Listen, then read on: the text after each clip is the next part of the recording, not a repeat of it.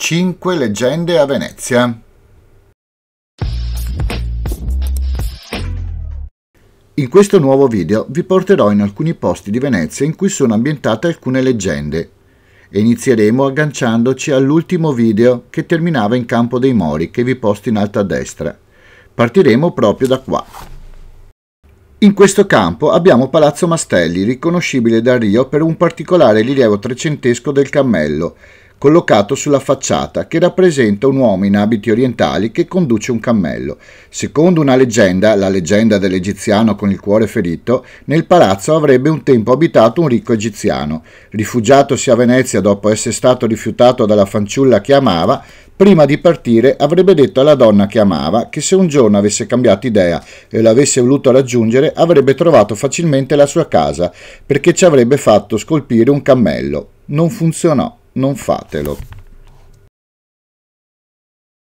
Le statue di pietra di Campo dei Mori. Secondo altri racconti, Palazzo Mastelli apparteneva a 3 mercanti levantini che nel 1112 arrivarono a Venezia dalla Morea e diedero origine alla famiglia Mastelli, 3 fratelli che si chiamavano Rioba, Sandi e Alfani, i quali diventarono ricchi commerciando in spezie.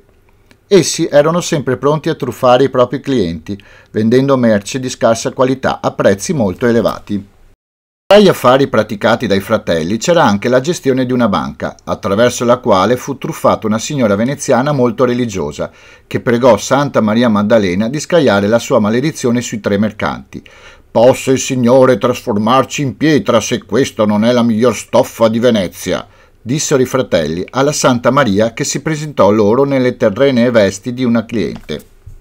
Li presi in parola. Dopo quest'ultima affermazione i 3 mercanti si trasformarono immediatamente in pietra, insieme al servitore di cui nessuno conosceva il nome.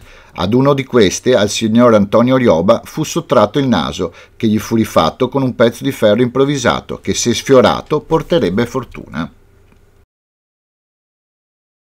La strega che voleva rubare l'anima della figlia del Tintoretto. Sempre accanto al Campo dei Mori, in fondamenta al civico 3399 di Cannaregio, troverete la casa del pittore Jacopo Robusti, detto il Tintoretto. Edificata nel corso del 400 in stile gotico, l'edificio si presenta alto e stretto, con una caratteristica trifora al primo piano nobile, che si unisce ad altri 2 elementi che contraddistinguono la facciata della casa, una lapide che ricorda l'abitazione del grande pittore veneziano ed una piccola statua in marmo rappresentante Ercole con una clava. Questa statua fu costruita dopo un avvenimento che capitò a Marietta, la figlia maggiore del pittore, che era prossima alla prima comunione. All'epoca c'era l'usanza di ricevere l'Eucaristia ogni mattina per 10 giorni presso la cappella del convento di Madonna dell'Orto, e il primo giorno Marietta incontrò una signora anziana che le disse che se avesse voluto diventare come la Madonna avrebbe dovuto conservare in un luogo sicuro le ostie anziché deglutirle e che avrebbe ricevuto una sorpresa il 10° giorno. Marietta conservò le ostie nel giardino della propria abitazione, riponendole in una scatola. Un giorno confessò il suo incontro al padre, che conosceva questa pratica magica e maligna, con la quale le streghe rubavano le anime. Il Tintoretto portò quindi le ostie in chiesa e chiese a Marietta di aspettare l'anziana alla finestra per poterla invitare a casa. Il 10° giorno la strega non tardò e appena entrò in casa fu colpita a bastonate dal pittore. Dopo i primi colpi si trasformò in un gatto per fuggire, ma data l'impossibilità lanciò un grido disumano e si scagliò violentemente sulla parete per poter scappare, lasciando un foro nel muro. Tintoretto, per evitare un suo ritorno e anche per ricordarle quello che le era capitato, fece murare il buco con la statua di Ercole a guardia della parete domestiche. Spostiamoci ora verso il ponte più bello di Venezia ed una leggenda che lo riguarda: il prezzo da pagare per la costruzione del ponte di Rialto. Al tempo della sua costruzione gli uomini che lavoravano erano disperati.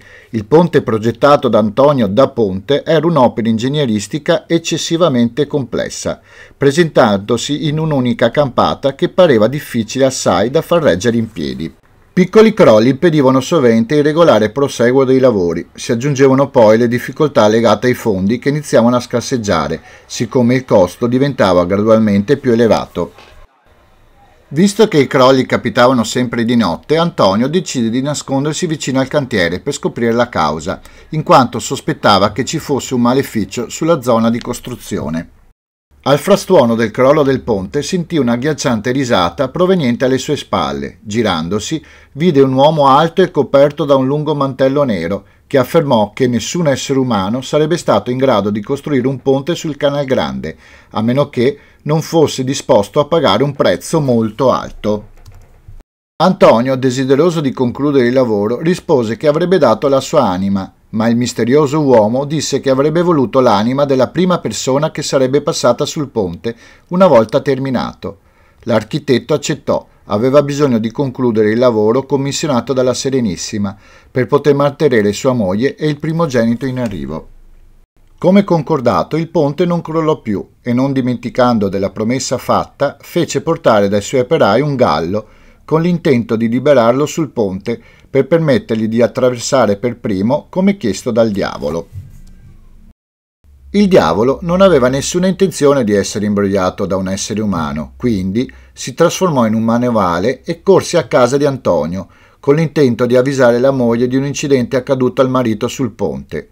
La donna corse sul luogo e dopo averlo attraversato si accasciò al suolo, perdendo la vita.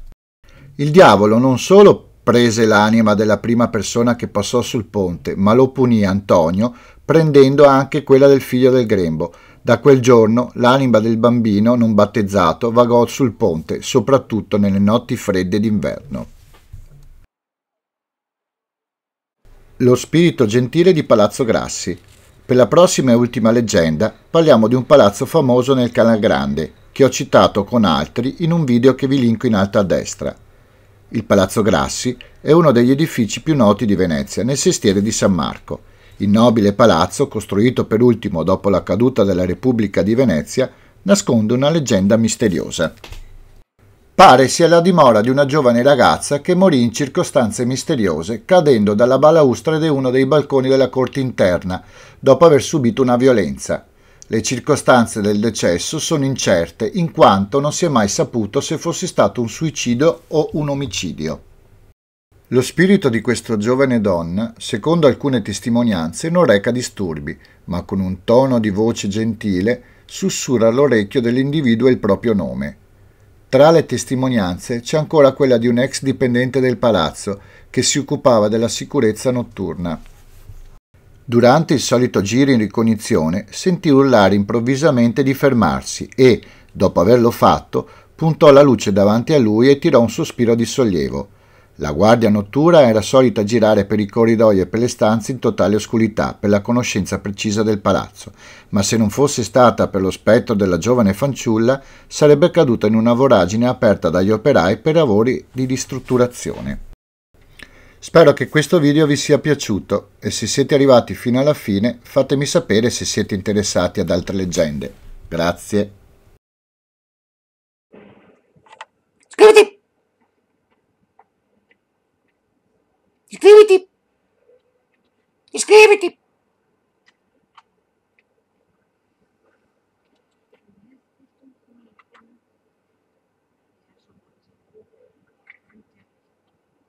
Iscriviti! Iscriviti!